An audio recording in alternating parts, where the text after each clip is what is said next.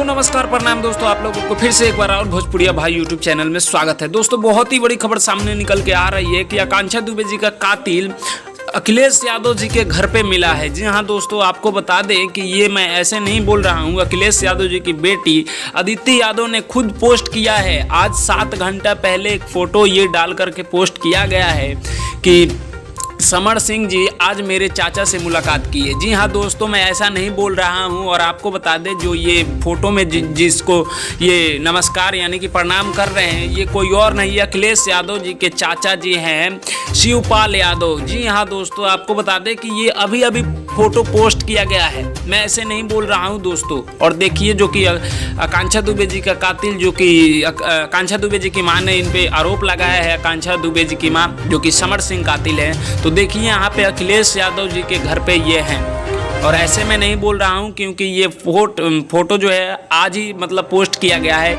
इसलिए मैं बोल रहा हूँ। आप लोगों को पूरा स्क्रीन पे दिख रहा होगा दोस्तों, मैं ऐसे नहीं बोल रहा हूँ। तो दोस्तों आप लोगों को पता चल गया होगा कि समर सिंह कहाँ है। अगर ये फेक न्यूज होता है तो इसका जिम्मेवार मैं नहीं हूँ, क्योंकि ये खुद पोस्ट किया गया है। तो मैं सूरज पासवान, आप लोग देख रहे थे राउत भोजपुरिया भाई। मिलते हैं आप सभी से जल्दी नेक्स्ट अपडेट वीडियो में। तब तक के लिए जय हिंद, जय भोजपुर।